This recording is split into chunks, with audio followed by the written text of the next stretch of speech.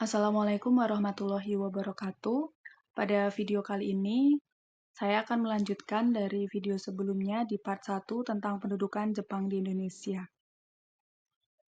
Fokus kita pada pembahasan kali ini adalah organisasi-organisasi bentukan Jepang, di mana organisasi bentukan Jepang itu dibagi menjadi dua, yaitu organisasi militer dan organisasi semi-militer, di mana organisasi militer Jepang merupakan organisasi yang dikhususkan untuk melakukan pertahanan secara militer guna mempertahankan wilayah Indonesia, seperti prajurit dan tentara.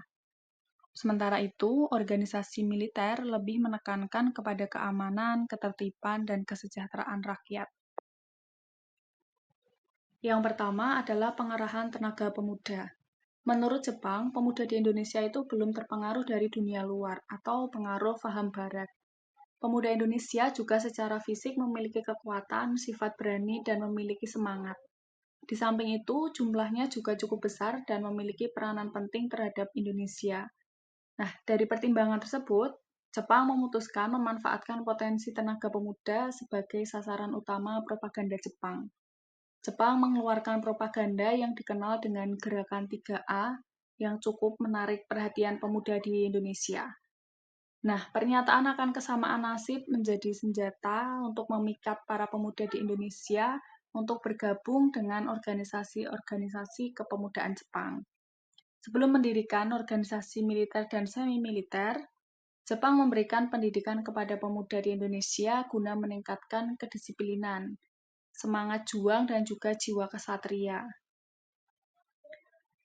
Para pemuda mendapatkan pendidikan berupa pendidikan umum, di mana pendidikan umum ini terdiri dari pendidikan dasar dan menengah, serta pendidikan khusus yang terdiri dari pelatihan oleh Jepang. Nah, bentuk pelatihan yang dilakukan oleh Jepang antaranya adalah BPAR atau Barisan Pemuda Asia Raya, dan juga Seinen Kutenso di bawah Gerakan 3A. Selanjutnya kita bahas organisasi semi-militer yang pertama, yaitu Seinendan. Seinendan atau sering disebut dengan Korps Pemuda itu merupakan organisasi bentukan Jepang yang beranggotakan para pemuda yang usianya 13 sampai 22 tahun. Nah, Seinendan ini didirikan beranggotakan lebih dari 3.500 pemuda dari Jawa. Tujuan dari didirikannya Seinendan ini adalah untuk melatih dan mempertahankan tanah airnya dengan kekuatan sendiri. Namun, di balik tujuan tersebut, terdapat tujuan lain mengapa Jepang melatih Seinendan. Jepang sebenarnya bermaksud memanfaatkan pemuda Jawa guna membantu memenangkan Perang Asia Timur Raya atau untuk melawan sekutu. Seinendan ini difungsikan sebagai pasukan cadangan yang mengamankan barisan belakang agar lebih efektif dan efisien. Nah, pengkoordinasian Seinendan itu diserahkan kepada penguasa setempat untuk menambah keanggotaan Seinendan. Nah, pihak Jepang juga mengerahkan pemuda putri atau Joishi Seinendan. Seiring berjalannya waktu, keanggotaan Seinendan ini terus bertambah hingga mencapai 500.000 pemuda. Tokoh nasional yang terkenal atau lahir dari keanggotaan Seinendan ini contohnya adalah Latif Hendraningrat dan juga Sukarni yang merupakan tokoh proklamasi kemerdekaan. Organisasi semi-militer yang kedua adalah Keibodan. Keibodan ini sering juga disebut dengan Korps Kewaspadaan. Keibodan sendiri merupakan organisasi semi-militer bentukan Jepang yang beranggotakan pemuda yang berusia 25-35 tahun.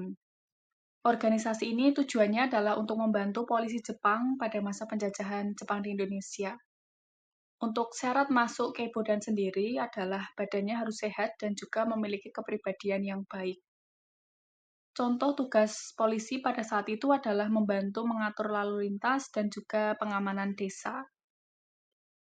Organisasi semi-militer yang ketiga adalah Fujinkai atau Perkumpulan Wanita, merupakan organisasi bentukan Jepang yang beranggotakan para wanita. Pembentukan organisasi Fujinkai ini sendiri diprakarsai oleh para istri pegawai daerah dan juga diketuai oleh istri-istri dari kepala daerah. Nah, anggota Fujinkai ini berusia minimal 15 tahun dengan tugas meningkatkan kesejahteraan dan kesehatan masyarakat.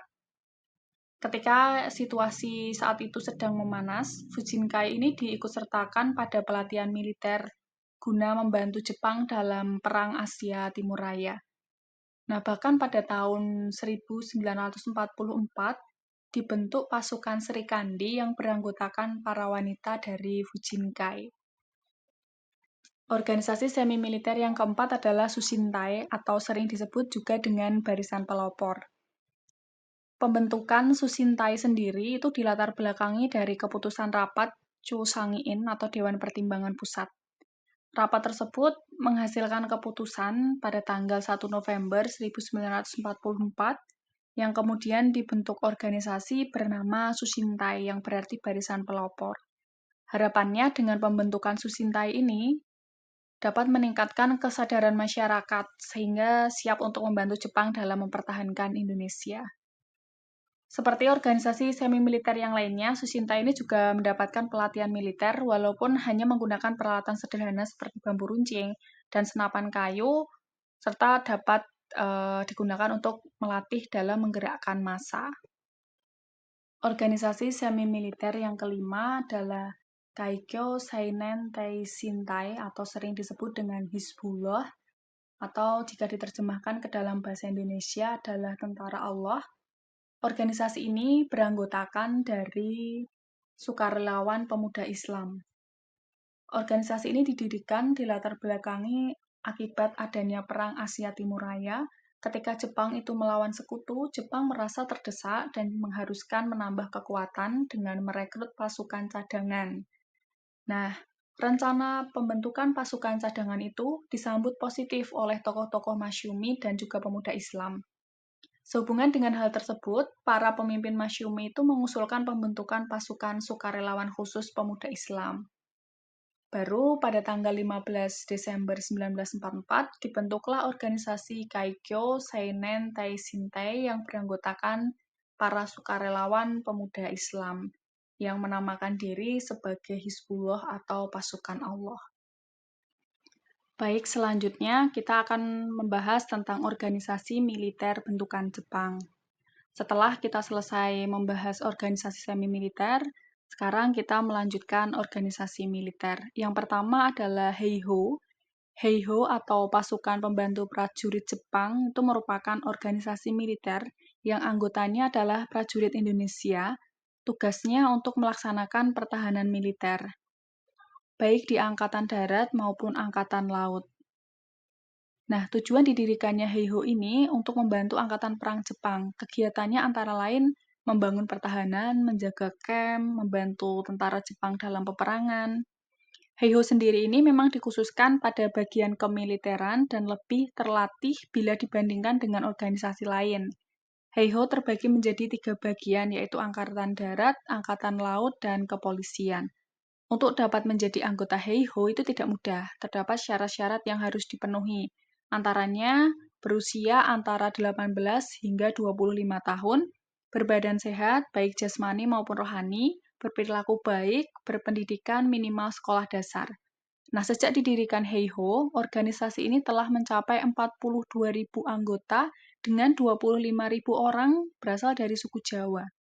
Namun, dari sekian banyak anggota, tidak ada satupun pribumi yang memiliki pangkat pejabat atau perwira, karena pangkat tersebut hanya boleh disandang oleh orang Jepang. Selanjutnya adalah PETA.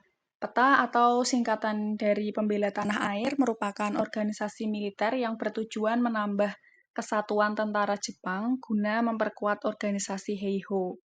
Organisasi ini dibentuk karena Jepang menganggap Heiho belum cukup membendung kekuatan sekutu. Maka dibentuklah organisasi PETA gunanya memperkuat organisasi Heiho yang sebelumnya sudah berdiri. Nah, PETA ini didirikan atas usulan dari Gatot Mangkupraja kepada Letnan Jenderal Kumakichi Harada atau Panglima Tentara Jepang ke-16 pada saat itu.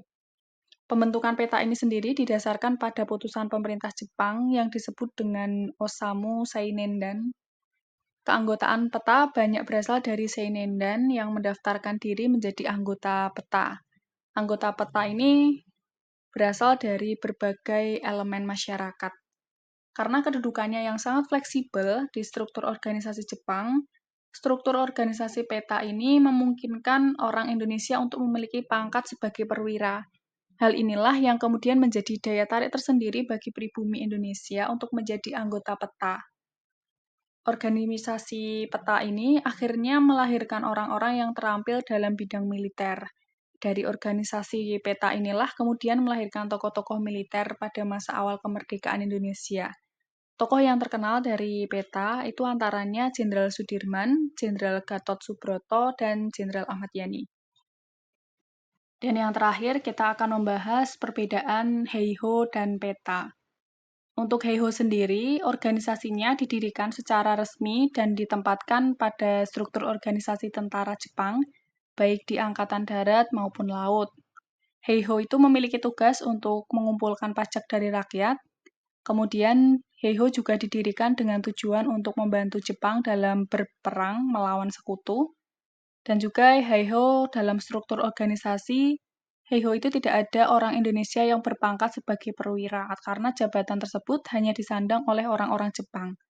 Nah, sedangkan untuk peta, organisasi peta ini tidak secara resmi ditempatkan dalam struktur organisasi tentara Jepang, namun langsung berada di bawah pemerintahan Jepang. Organisasi peta bertugas sebagai mata-mata Jepang untuk membela atau mempertahankan tanah air dari sekutu. Kemudian peta dibentuk dengan tujuan membantu Heiho dalam perjuangan melawan sekutu, serta ketika dibandingkan dengan Heiho dan juga peta, peta ini lebih fleksibel dalam kedudukannya. Dalam struktur organisasi kepangkatan orang Indonesia diperbolehkan menjabat sebagai perwira.